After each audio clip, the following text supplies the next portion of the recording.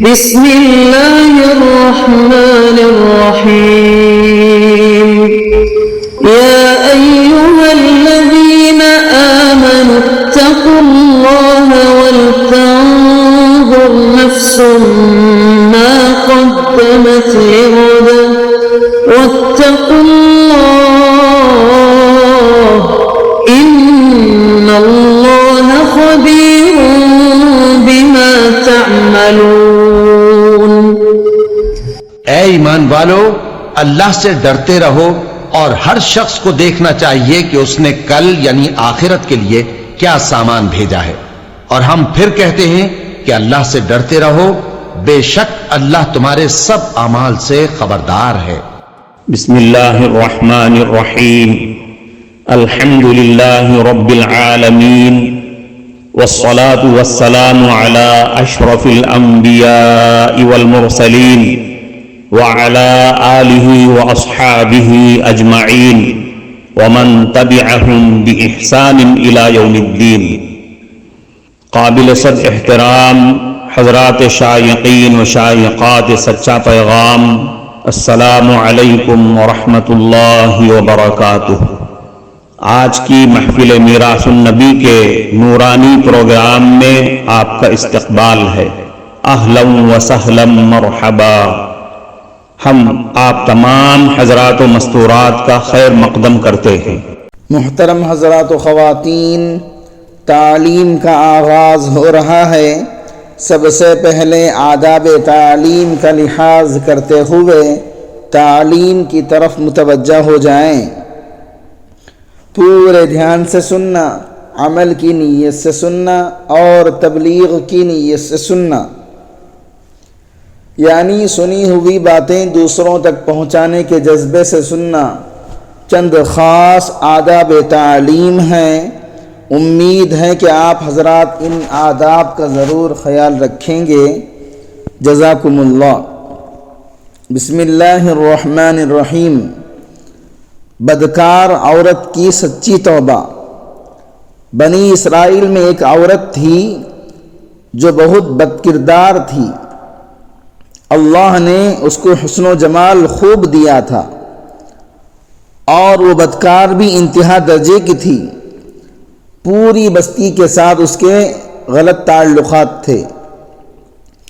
وہ اتنی مالدار ہو گئی کہ اس نے اپنے لیے بڑا محل بنا لیا اور ایک تخت بنوایا، اور وہ بن سنور کر ملکہ کی طرح تخت پر بیٹھی رہتی تھی، اور اس کے ساتھ غلط تعلقات رکھنے والے پورے شہر کے امراء بھی تھے۔ اس کی زندگی ایسی ہی گزر رہی تھی۔ ایک مرتبہ کیا ہوا کہ وہ اپنے گھر کا دروازہ کھول کر تخت پر بیٹھی تھی کہ قریب کسی اور بستی کا نوجوان تھا جو نیک تھا، عبادت گزار تھا۔ وہ ادھر سے گزرا، اور گزرتے ہوئے اچانک جو اس کی نظر اٹھی تو اس عورت پر جا پڑی، اور اس عورت کی ایسی تصویر اس کے دل میں چھپی کہ وہ آگے تو چلا گیا مگر اس کا دھیان ادھر ہی بھٹک گیا۔ پھر وہ مراقبے میں، ذکر میں، تسبیحات میں، تلاوت میں جب بیٹھتا تو اس کا دل ہی نہیں لگتا تھا۔ اس نے روزے بھی رکھے لیکن خیال نہ نکلا۔ اس نے اپنے آپ کو تکلیف بھی پہنچائی، کئی دن اپنے آپ کو بھوکا پیاسا بھی رکھا، مگر اس کے دل سے خیال نہ نکلا۔ حتیٰ کہ ایک دن اس نے سوچا، جب اس خیال سے میری جان چھوٹتی ہی نہیں تو میں جاتا ہوں۔ چنانچہ اس کے پاس جو تھوڑا سا سامان تھا اس نے وہ بیچا، اور اس نے اتنے پیسے تیار کر لیے جتنے سے وہ بدکار عورت اپنے پاس آنے کی اجازت دیا کرتی تھی۔ وہ اس عورت کے پاس آیا اور اس کو پیسے دے کر اس کے پاس چارپائی پر بیٹھ گیا، بات چیت کرنے لگا۔ اچانک بات چیت کے دوران اس کے دل میں یہ خیال آیا کہ میں نے نیکوکاری کے اتنے سال گزارے ہیں، آج میرے اللہ مجھے اس غیر محرم کے ساتھ بیٹھے ہوئے بھی دیکھ رہے ہوں گے۔ بس یہ خیال دل میں آیا تو اللہ کا درد دل پر غالب آ گیا اور نوجوان نے کانپنا شروع کر دیا۔ عورت اس سے پوچھتی ہے کہ تم کانپ کیوں رہے ہو؟ تمہارا چہرہ کیوں پیلا پڑ گیا ہے؟ اس نے کہا بس میری طبیعت اچھی نہیں۔ اس نے کہا پھر تم جس مقصد کے لیے یہاں آئے ہو وہ مقصد پورا کر لو اور چلے جاؤ۔ اس نے کہا نہیں۔ وہ بڑی حیران ہوئی کہ آج تک میں نے اپنی زندگی میں کوئی ایسا مرد نہیں دیکھا جو میرے قریب اس طرح چار پائی پر آ کر بیٹھے اور پھر برائی کیے بغیر چلا جائے۔ یہ نوجوان کیسا ہے؟ مگر نوجوان نے کہا اچھا میں جاتا ہوں۔ اس نے کہا تم کون ہو، کیا ہو؟ اس نے بتلایا کہ اس کا نام فلاں ہے اور فلاں بستی کا ہوں، اور میرے دل میں خیال آ رہا ہے کہ میں نے اتنی عمر مصلی پر بیٹھ کر گزار دی، آج میرا اللہ مجھے تیرے ساتھ بیٹھے ہوئے بھی تو دیکھ رہا ہے۔ بس اس کے بعد اس نوجوان کی آنکھوں میں سے آنسو آ گئے اور وہ نوجوان وہاں سے چل پڑا۔ یہ محفل میراث النبی صلی اللہ علیہ وسلم ڈیلی پروگرام ہے جو آپ سن رہے ہیں۔ اب وہ چلا تو اس عورت کو جو تھوڑی دیر کی صحبت اس نوجوان کی نصیب ہو گئی، اس کی برکت اس کو مل گئی۔ چنانچہ عورت کے دل میں خیال آیا ایک کنوارا نوجوان اتنا اللہ سے ڈر رہا ہے جبکہ اس نے گناہ بھی نہیں کیا، اور میں تو سارا دن اور ساری رات گناہوں کا مرتکب ہوتی رہتی ہوں، میں تو اللہ تعالیٰ سے ڈرتی بھی نہیں۔ اس کے دل میں شرمندگی پیدا ہوئی، ندامت آنے لگی، کروں تو کیا کروں؟ دل میں خیال آیا اچھا چلتی ہوں اور حضرت موسیٰ علیہ السلام سے پوچھتی ہوں کیا میرے لیے بھی توبہ کی کوئی صورت بن سکتی ہے؟ وہ اپنے گھر سے نکل کھڑی ہوئی۔ اب اس کو بستی کا ایک بندہ پہچانتا تھا، ہر ایک بندہ پہچانتا تھا، وہ ایسی نامی گرامی چیز تھی، اور وہ چلی اور جا کر حضرت موسیٰ علیہ السلام کو جو دیکھا تو وہ اس وقت بنی اسرائیل کے لوگوں کو نصیحت کر رہے تھے۔ اس نے کسی آدمی کے ذریعے پیغام بھیجا کہ حضرت موسیٰ علیہ السلام سے جا کر کہو میں آپ سے ملنا چاہتی ہوں۔ اب جس کو پیغام دیا وہ آدمی بیوقوف تھا۔ کچھ پیغام پہنچانے والے بھی بیوقوف ہوتے ہیں، جس کو ڈھنگ ہی نہیں آتا پیغام پہنچانے کا۔ اس خدا کے بندے نے سیدھا جا کر سب کے سامنے کہہ دیا کہ حضرت آپ سے فلاں عورت ملنے آئی ہے۔ حضرت موسیٰ علیہ السلام نے نام سنا تو آپ کو بہت جلال آیا کہ لوگ کیا سوچیں گے، کیا ایسی عورت ان سے ملنے کے لیے آئی ہے، ان کا کیا تعلق ہے حضرت سے؟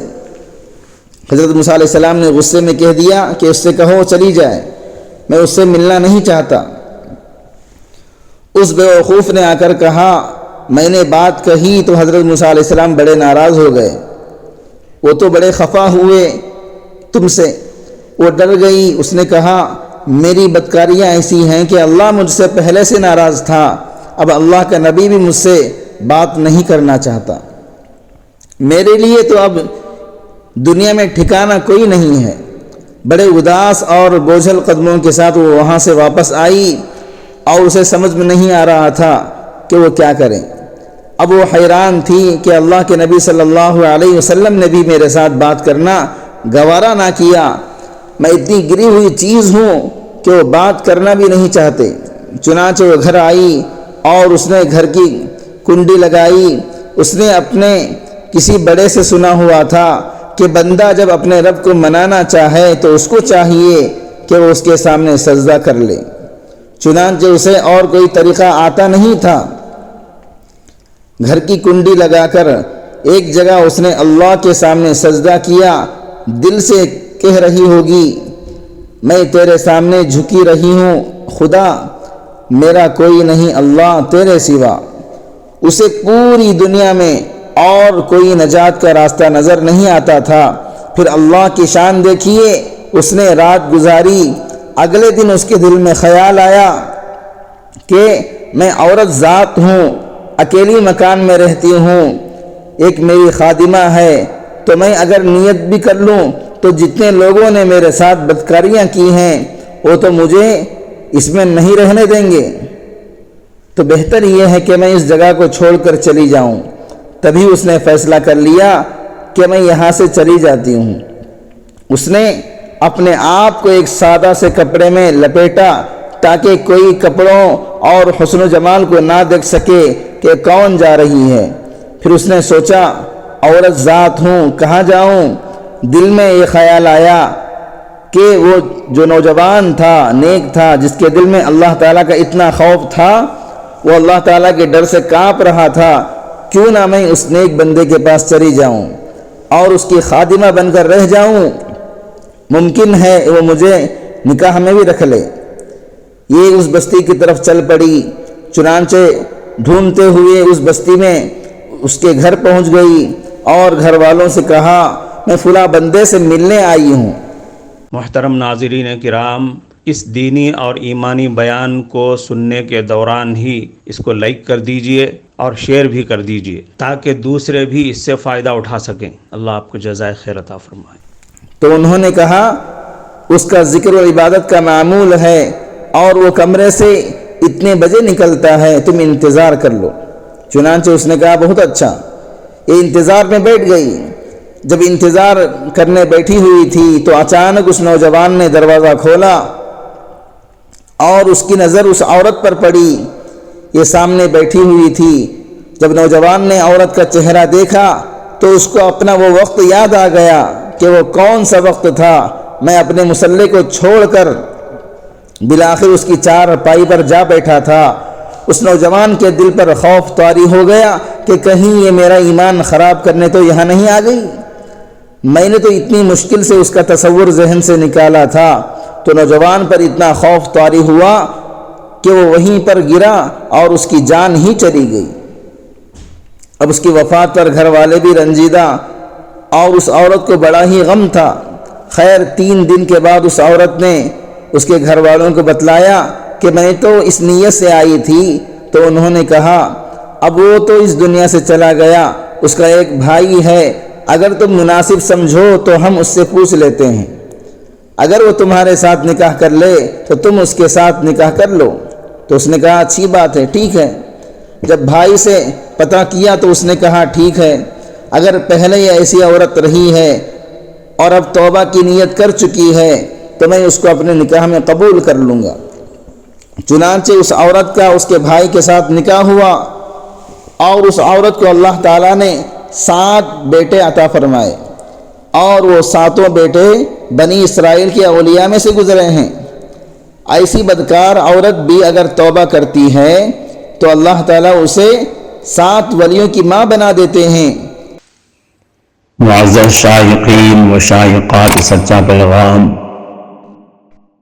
آپ کو اندازہ لگ گیا ہوگا کہ یہ مضمون کتنا اہم ہے اور کس قدر فائدہ مند ہے۔